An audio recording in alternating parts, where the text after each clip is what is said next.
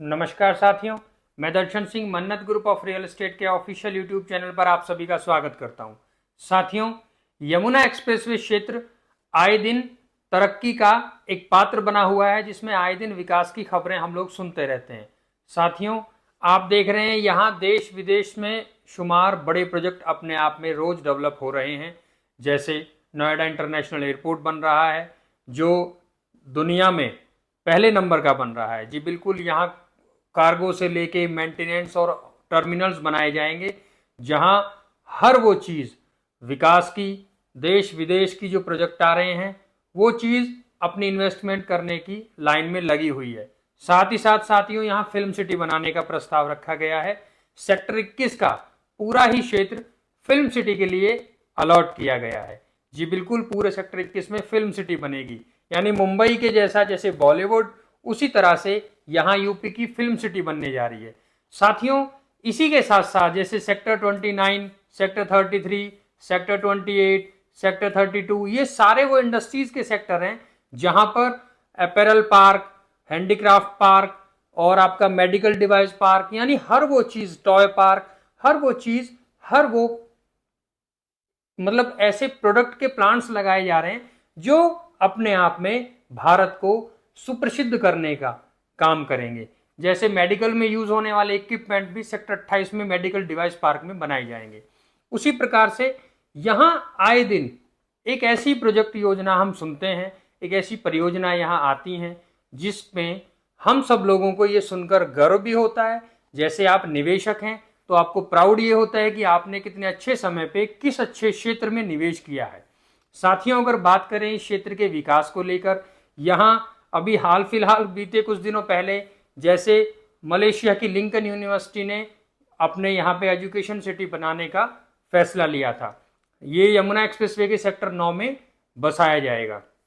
इसी प्रकार से जापानीज और कोरियन जो वो बड़े प्रोजेक्ट लेकर यहाँ आ रही हैं, वो एक अपनी सिटी बसाने जा रही हैं। साथियों, इतने बड़ी बड़ी चीजें आने का सबसे पहला मतलब ये है कि ये शहर ही इतने विकास में अपने आप में शामिल जो आए दिन हो रहा है। साथियों, यहाँ विकास का हर वो कार्य किया जा रहा है जो देश विदेश में बहुत कम देखने को मिलता है। अब जैसे आप बात करें नोएडा इंटरनेशनल एयरपोर्ट के बारे में, ये इतना बड़ा एयरपोर्ट बनाने के साथ साथ यहाँ आए दिन ट्रांसपोर्ट पर भी बहुत विशेष ध्यान दिया जा रहा है। जैसे अगर बात करते हैं सन 2024 तक, अगर जैसे नोएडा इंटरनेशनल एयरपोर्ट की जो अंतिम तिथि दी है वो 24 में पहला जो इसका चरण है उसका काम पूरा करने का वादा किया गया है। जी बिल्कुल, अभी बीते दिनों जो यमुना एक्सप्रेसवे अथॉरिटी के सीईओ हैं डॉक्टर अरुणवीर सिंह जी, उन्होंने अब तक का जो काम नोएडा इंटरनेशनल एयरपोर्ट में हुआ है उसका ब्यौरा हम सभी को दिया था। ओवरऑल काम की अगर बात करें, लगभग 45% काम हो चुका है। अगर बात करें टर्मिनल को लेकर, अगर बात करें रनवे को लेकर, रनवे का काम जो है वो 90% से अधिक हो चुका है। साथियों, यानी जो एक समय दिया गया है उसी के आधार पर चीजें विकसित की जा रही हैं। जैसे अगर बात करें यहाँ पर ट्रांसपोर्ट को लेकर, आप सभी देखते हैं कि नोएडा इंटरनेशनल एयरपोर्ट से जोड़ने की बात चलती है। ये तय है, जब इतना बड़ा एयरपोर्ट बनेगा तो भारत के हर एक हिस्से से, हर एक राज्य से इस एयरपोर्ट को जोड़ा जाएगा। जी बिल्कुल, उसको जोड़ने का जो माध्यम है साथियों, वो रोड के द्वारा भी जोड़ा जाएगा। जैसे ट्रांसपोर्ट की अगर बात करें, जहां जहां दिल्ली और एनसीआर में मेट्रो का प्रोजेक्ट है, वो मेट्रो का प्रोजेक्ट यहां नोएडा इंटरनेशनल एयरपोर्ट से जोड़ दिया जाएगा।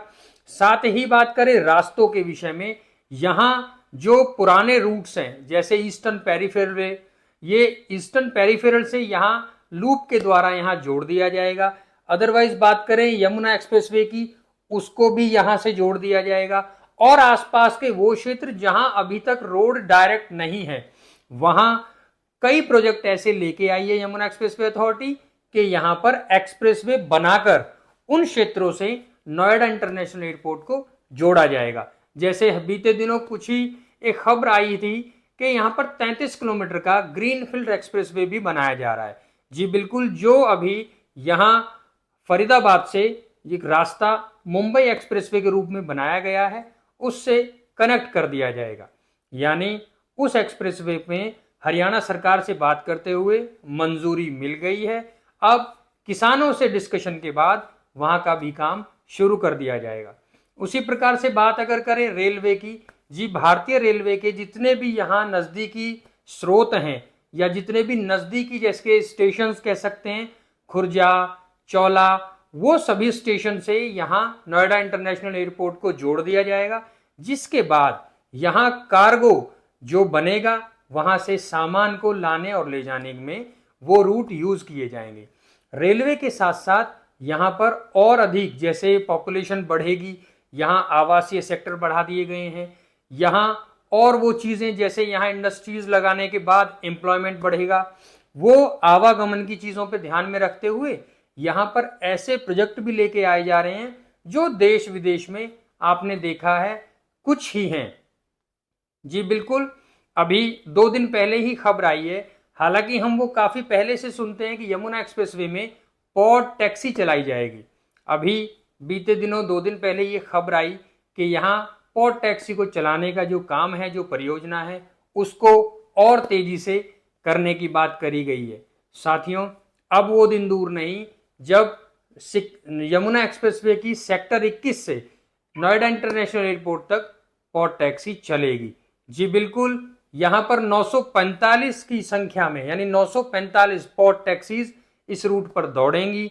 अगर बात करें रूट की, यहाँ पर 14.6 यानी लगभग 14.5 किलोमीटर लंबा ये कॉरिडोर बनाया जाएगा, जो देश में सबसे लंबा कॉरिडोर है। जी बिल्कुल, इससे पहले 18 देशों में पॉड टैक्सी को चलाया गया था।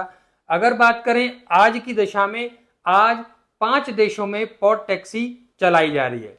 साथियों, उसमें पहले यमुना एक्सप्रेसवे में जो चलाने की बात करी है पॉड टैक्सी, उस प्रोजेक्ट को मंजूरी देने के साथ साथ डॉक्टर अरुणवीर सिंह जी ने यहाँ और देशों में जो पॉड टैक्सी चल रही है पहले उस पर अध्ययन करने की बात करी गई है। साथियों, उनका मानना है कि पहले हम उस परियोजना पर अध्ययन करके उसके लॉस एंड बेनिफिट्स क्या हैं उन पर ध्यान दें। साथियों, वहाँ की रिपोर्ट आने के बाद ही इन जैसे बात हुई है पॉड टैक्सी के विषय में यमुना एक्सप्रेसवे जो अथॉरिटी है उसने मंजूरी दी है। उन्होंने ये भी कहा है कि हम जल्द ही ये रिपोर्ट लखनऊ जो उत्तर प्रदेश सरकार है उनको भेजेंगे, वहाँ से मंजूरी के बाद जैसे जिस प्रकार से नोएडा इंटरनेशनल एयरपोर्ट का काम चल रहा है उसी के दौरान 24 यानी 2024 तक पॉड टैक्सी का काम भी साथ ही साथ पूरा करके उसको चलाने की बात कही है। साथियों, इस परियोजना को लाने के साथ साथ और अधिक अध्ययन की बात करते हुए डॉक्टर अरुणवीर सिंह जी ने उस बात पर भी गौर करी है कि इसके फायदे कितने हैं। जी बिल्कुल, इस पॉड टैक्सी में लगभग 13 व्यक्ति ऐसे हैं जो खड़े होकर यात्रा कर सकते हैं और 6 व्यक्ति बैठकर यात्रा कर सकते हैं। साथियों, जिस प्रकार पॉड टैक्सी के बारे में आप पहले से परिचित हैं, ये स्वचालित एक ऐसी टैक्सी होती है जो एक स्टील वायर और फ्रेम के द्वारा उस पर चलाई जाती है। यानी पूरा ही टेक्निकल कॉरिडोर ये होता है जो अभी भारत में चलने वाली है। अगले वर्ष तक ये यहाँ चलना शुरू हो जाएगी। हाल फिलहाल की अगर बात करें, देश विदेश में 5 देश ऐसे हैं जहां इसको चलाया जा रहा है। जी बिल्कुल, उसी तर्ज पर अब उस देशों की जो लिस्ट है वो 5 से 6 हो जाएगी, क्योंकि उस लिस्ट में अगले ही वर्ष से भारत का नाम भी जुड़ जाएगा। साथियों, पॉड टैक्सी के लिए जो बजट पास हुआ है, अगर अनुमानित बात करें तो लगभग 810 करोड़ रुपए इस पूरे प्रोजेक्ट में यमुना एक्सप्रेसवे ने अथॉरिटी ने खर्च करने की बात कही है। और साथियों, इसके जो रूट में 14.6 किलोमीटर लंबा जो रूट है उसमें लगभग 12 स्टेशंस बनाए जाएंगे। इसमें बेनिफिट सबसे बड़ा ये रहेगा कि आए दिन आप देखते हैं, अगर रोड की बात करें वहाँ यातायात बढ़ा हुआ है, कार्स की काफ़ी जैम की प्रॉब्लम लग जाती है। उस सब को देखते हुए इसको विशेष तौर पे चलाने की बात का पर्पज़ ये भी था कि नोएडा इंटरनेशनल एयरपोर्ट से फिल्म सिटी का जो ये रूट है ये काफ़ी मतलब घना कह सकते हैं इस पे आवागमन ज़्यादा होने के कारण यहाँ इस प्रोजेक्ट को लाना ज़रूरी था। साथियों, इससे किसी प्रकार का कोई पॉल्यूशन नहीं है, क्योंकि पॉड टैक्सी किसी ईंधन से नहीं चलती है, उसे इलेक्ट्रिक इक्विपमेंट के द्वारा चलाया जाता है। साथियों, अगर बात करें यहाँ जो विकास हो रहा है, यानी जो विकास दर चल रही है, उसके विषय में साथियों, देश विदेश से चुनिंदा प्रोजेक्ट यहाँ लाए जा रहे हैं और वो दिन दूर नहीं जब आप ये सभी प्रोजेक्ट खुद यहाँ चलते हुए या उन्हें इस्तेमाल करते हुए आप उनका आनंद लेंगे, अनुभव लेंगे। साथियों, इस क्षेत्र में निवेश करने को लेकर किसी भी प्रकार की जानकारी अगर आप करना चाहते हैं, आप हमसे नीचे दिए गए नंबर पर संपर्क कर सकते हैं या आप हमारी वेबसाइट पर भी लॉगिन कर सकते हैं। हमारी वेबसाइट है www.mannatgroupofrealestate.com। साथियों, हमसे जुड़े रहने के लिए धन्यवाद। जय हिंद साथियों।